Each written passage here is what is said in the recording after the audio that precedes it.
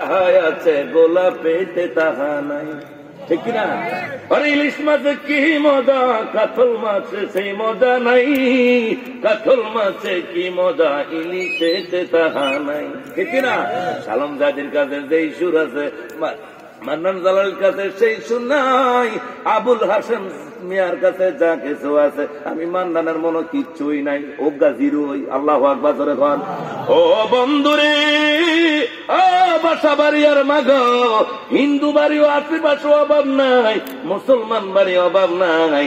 একটা হিন্দু লোক আমি যখন এই গেট দিয়ে ঢুকি, গতকালকার ওয়াজটা আমি আপনার শুনছিলাম, কসব মাহফিল সাক্ষী রেখে বলে দিয়ে যাই, গতকালকে আমার বাড়ির পাশে আমি মাহফিল করলাম, এখানে আমার বাবা আছে, আমার বাবা নিচে বসেছিল মাহফিলে। আজকে মানুষ কম হওয়ার একটা কারণ আছে, এই প্যান্ডেলে কালকার যেই মানুষ এলাকার মধ্যে ওই সেই মানুষ আজকে মাহফিল নাই কেন?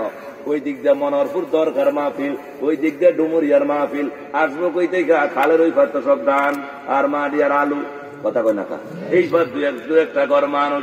তারপর এই লোক যে পড়ছেন, আমার মনটা ভরে গেছে। আমি তো মনে করছি মনোহরপুর বাৎসরিক 39তম মাহফিল, বিশাল পুরা গ্রাম নেই মাহফিলটা হয়, তো মুসল্লি তো আমগো এলাকার গুনে আসবো, কথা কোন ঠিক কিনা?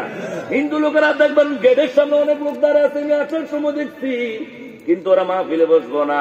বন্ধুরে বলল যে গতকালকে আপনি আলোচনা করলেন, খুব ভালো লাগলো, অহংকার না, তাকাব্বরি না।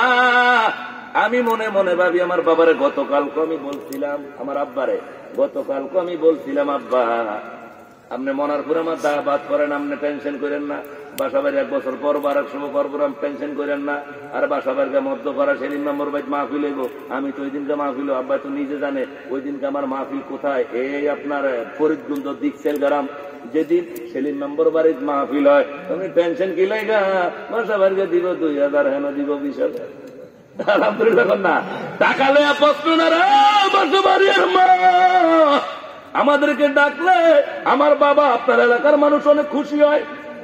আজকে বসে আছে এলাকার মধ্যে, আব্দুল মান্নান ওয়াজ করে, পাশে বসে আছে, এটা তো ওনার ভালোবাসা, কষ্ট কম করে নাই।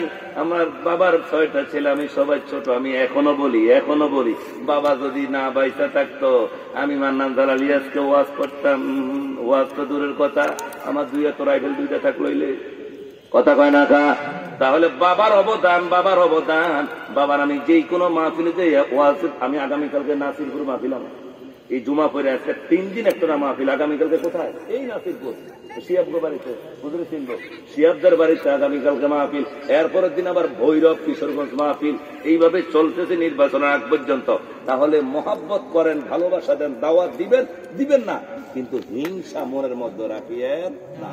একটা কথা মনে রাখবেন, আমি বারবার বলি, আমি এখানে আসছি আপনার বাড়ির মানুষ দেখে আমার দোষ জানেন, দূর থেকে মোবারক জালালি জানবেন, মোশাররফ জালালি সাহেব জানবেন, ওনাগো এলাকার মধ্যে আবার ওনাগর ভিতরে 2-1টা বদনাম অবশ্যই থাকবে, কালকে সালাম দিয়ে বলছে, আমাদের দোষ গুণ হাজারও থাকতে পারে, আপনারা বাইক দেখে না জানেন, কিন্তু মোশাররফ জালালি এগোটা হাত থেকে এত দোষ আপনারা জানেন তো, ওই মোবারক জালালি লাকসাম থেকে এত দোষ গুণ জানেন না, কিন্তু এলাকার দেখে জানেন, দেখে আপনারা দাওয়াত দেন না।